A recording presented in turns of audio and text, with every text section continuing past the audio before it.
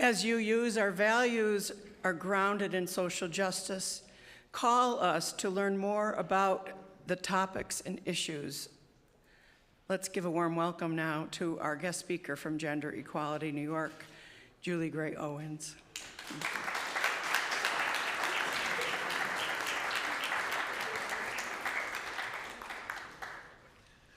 Good morning. Good morning. But I'm a bear. All right, let's get serious. Prior to the election, I had an opportunity to attend a debate regarding Proposition 1, the ballot initiative that will protect New Yorkers' reproductive rights, including the right to abortion, as well as adding all current New York State human rights laws, protected classes, into our state constitution. I will point out that this is one piece of election news that was extremely positive, as the passing of Prop 1 will create a more just, fair, and safe New York. However, I was surprised to hear the opposition's arguments against Prop 1. Rather than focus on what I thought might be the main issue of abortion, which might not work in the blue state of New York, these foes of the initiative decided to specifically attack the transgender community. Using fear, misinformation, and outright lies, they attempted to create a wedge issue to blunt the momentum of the passage of the proposition. During the debate, I continued to hear about common sense, which to me is now becoming a dog whistle for discriminatory policies. By using the term common sense, they allow the public to be manipulated in ways they would resist if the manipulation was carried out more openly. And they often draw on racist, homophobic, and transgender attitudes that most people would reject. I heard all about biological men and boys participating in women's sports. I heard how schools are confusing our children by allowing an awareness of gender identity. And I heard the usual argument that men will be attacking girls and women in restrooms. What I did not hear was 1 ounce of understanding, 1 speck of compassion, 1 drip of respect, 1 crumb of kindness. You see, the gender-expansive community, which includes transgender and gender non-binary people, are now the political football of our times. We are the butt of late-night television jokes, the target of right-wing extremists, and the reason why this world is inflamed in violence and hate. Did you see the Trump campaign ad that openly linked our community to illegal immigration and prison inmates? So why all the anti-transgender sentiment? Specifically, religious intolerance, political or ideological differences, social conformity, disbelief, fear of the unfamiliar, fear of change, misconceptions or stereotypes, and a lack of empathy and compassion. These all continue to impact my community. It is important to understand that people who do not conform to gender-based stereotypes or whose gender expression or presentation or identity that differs from one that's associated with their anatomical sex often experience discomfort, distrust, fear, and aggression by the public. These feelings and beliefs can progress to abuse, harassment, and discrimination.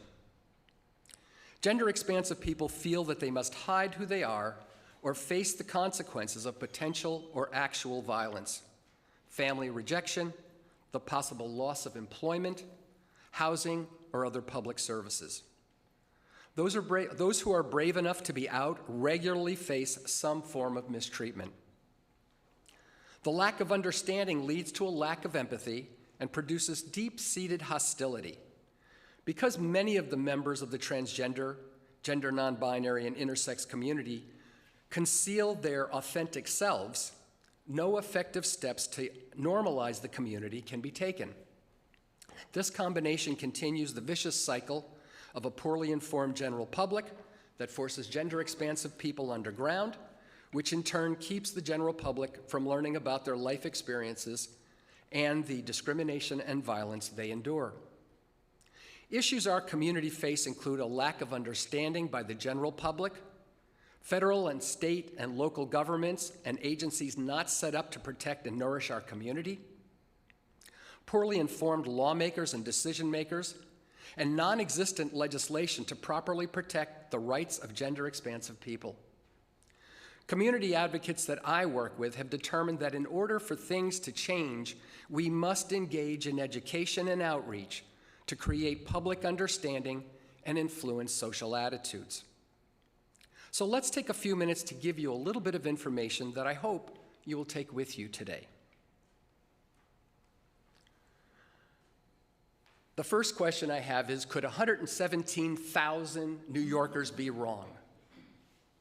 That is the estimated number of gender-expansive people in New York State. So I always like to begin when I do my trainings, I always like to say, before we talk about people like me, let's talk about people like you. Now, I don't know what's in each and every one of your hearts, but statistically speaking, most of you are what we call cisgender. And we talk about cisgender, we're talking about a person whose personal identity matches the sex designation given to them at birth. I can't even read the slides from here, I'm sorry. I'm gonna have to move over a little bit.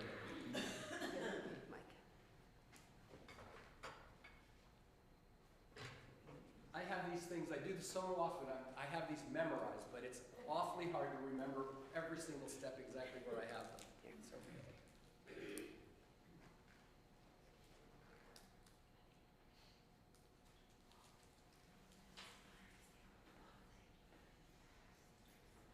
We'll be right with you.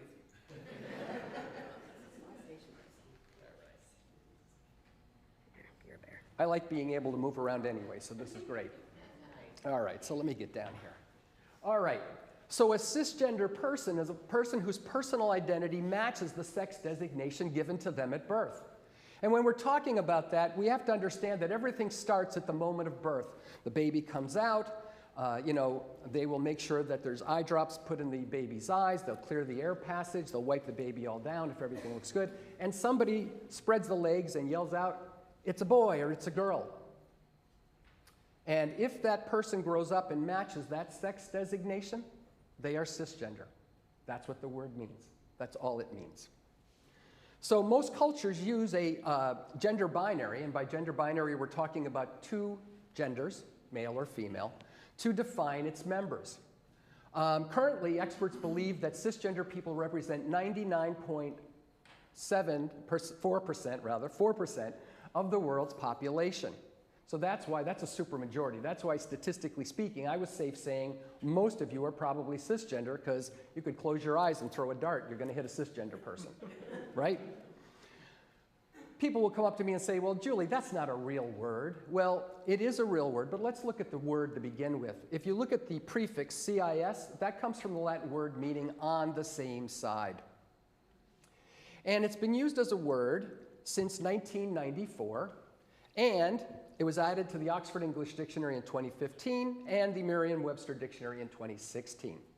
And the important thing to understand is that being cisgender has nothing to do with your sexual orientation. It doesn't tell us anything at all about who you can love, who you're married. It just means that you match the designation given to you at birth. That's all it means.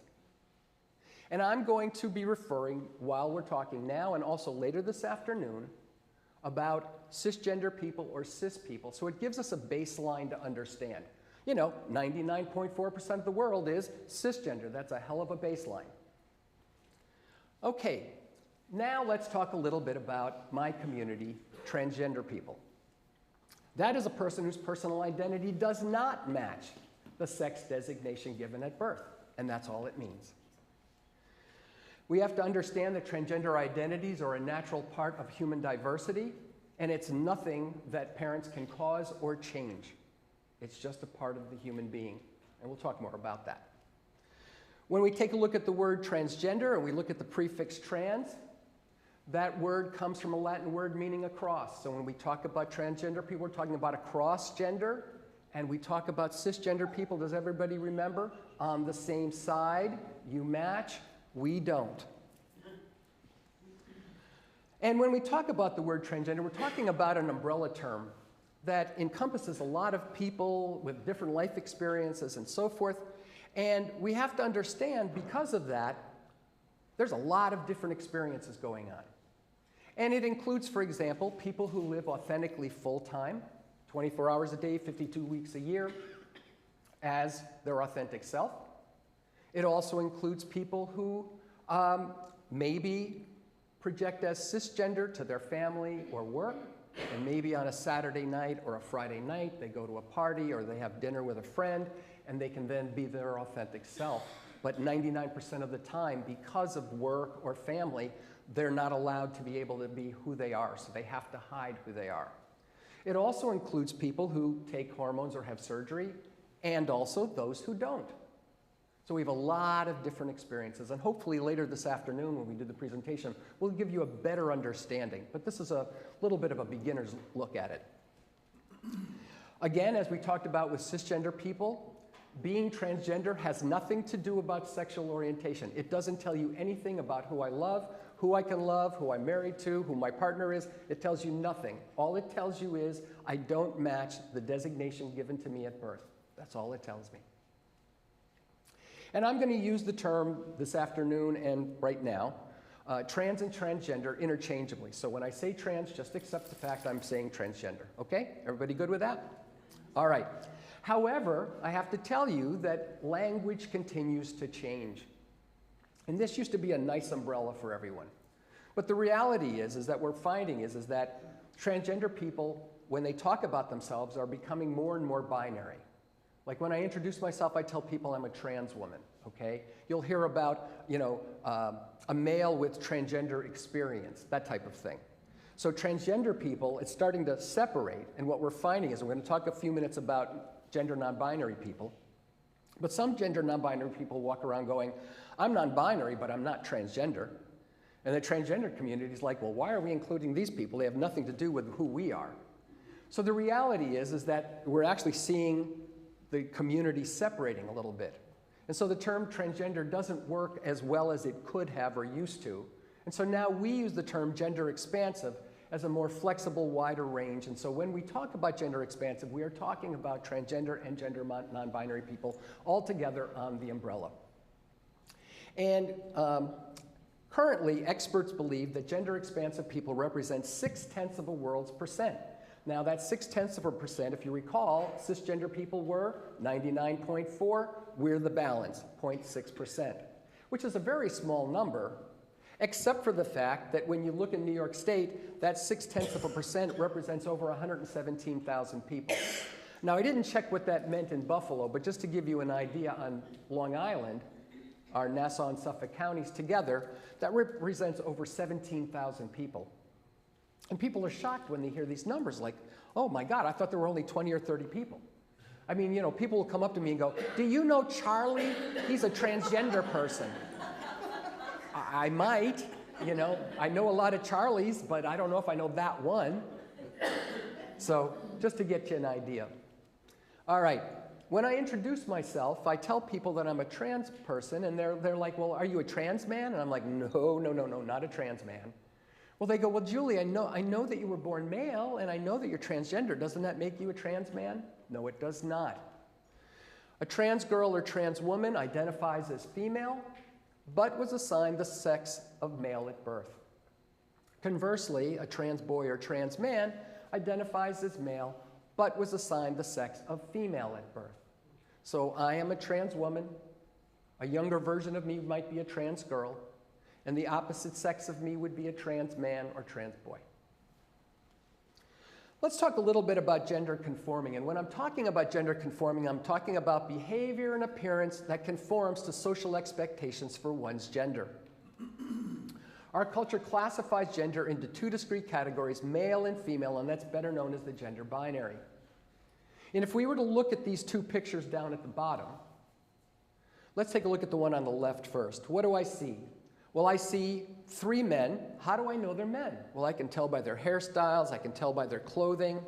And I can also tell, and I'm going to say this tongue-in-cheek, it looks like they're getting ready to make an important decision. And you know, we know men are leaders and they make important decisions.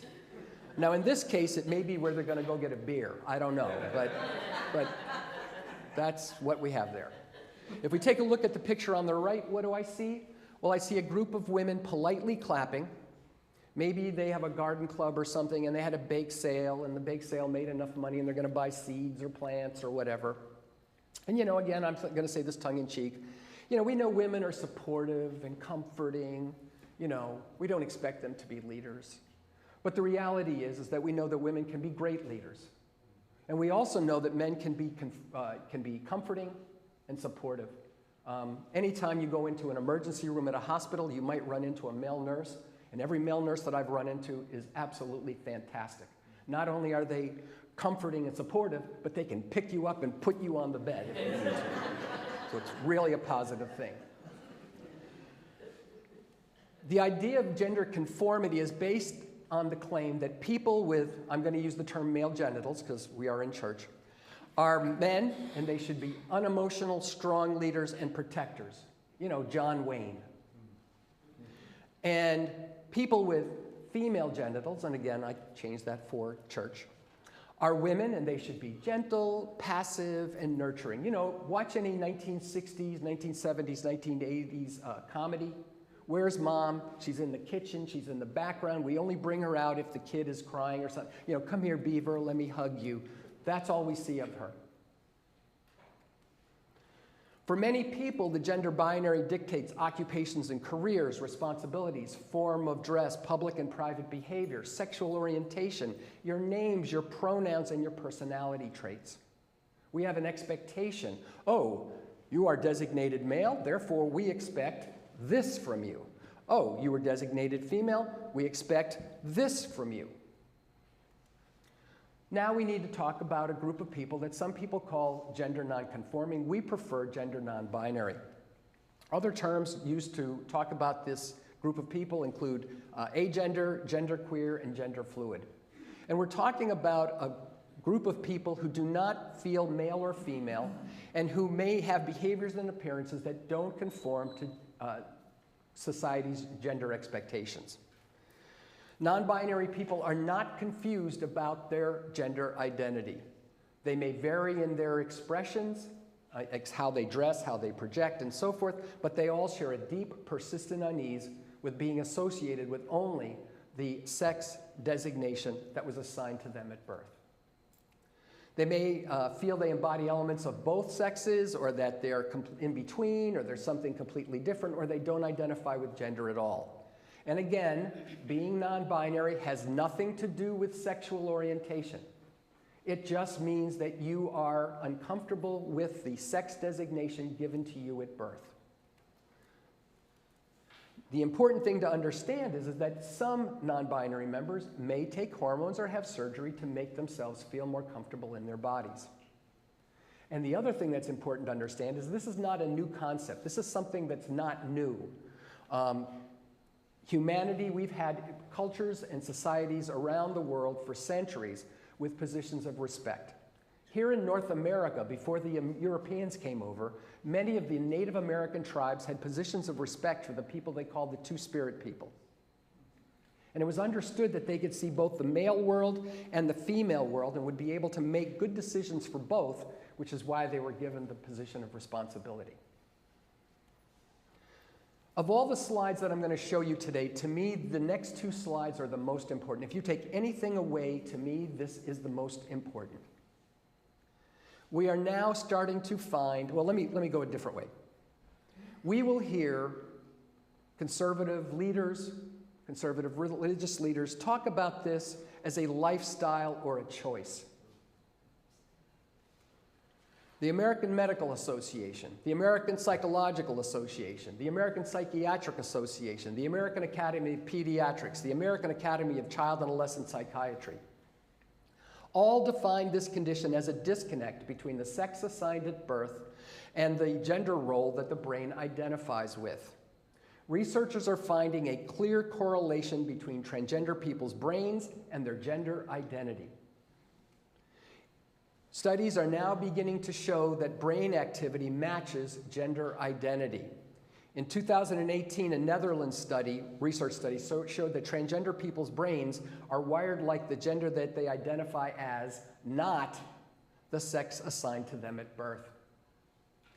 The important thing that we have to understand and know, and I find this fascinating because I did not know this originally, is that male and female brains have different sizes and they function differently.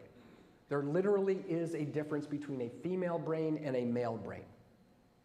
And we think about, men are from Mars, women are from Venus. Well, there really is a condition that causes this. Using MRI scans, researchers found that participants who were trans women, someone like me, had brain structure and neurological patterns that were very similar to a cisgender female's brain. And guess what? They found the same thing when they took a look at transgender men. Their neurological brain structure and patterns mirrored cisgender males. Further, there have been studies, post-mortem studies, on transgender women's brains. Again, that would be a male to female brain that did not take hormones. And they found that the brain volumes and cortical thickness of the trans women's brains were similar to that of cisgender females. So when we tell you this is who we are, we mean it on a physical and a mental level. I will tell you that no person would say, yep, I want to be transgender. Nobody does that. It is a situation where we realize that we are, and then we have to figure out how to negotiate it in a society that only allows for two. So kind of wrapping this up, it's important for you to understand that there's an urgent need to create safe and affirming faith-based spaces for gender-expansive people. Everyone should have the support they need from a religious community while enjoying the freedom to be who they are. Our community members need and deserve the opportunity for religious and spiritual exploration while having our identities valued. And your care and sensitivity can create a setting of respect and trust for a community of people who face constant discomfort, distrust, hostility, and fear. You can create a spiritual environment where all people, regardless of their gender identity, gender expression, or sexual orientation, feel safe and comforted in their individual spiritual growth. Now, later this afternoon, we will be going into this topic in a lot more detail. But my attempt was to, at least for those of you who are here and are going to run home because you've got things to do and the bills are playing, it's important for you to at least take some of these messages with you today. And so I hope that it makes some sense. If there is time, I've been asked if we would stay and answer any questions you have. I will be here until there are no questions left, no matter when or how. I want to thank you. Unhook me.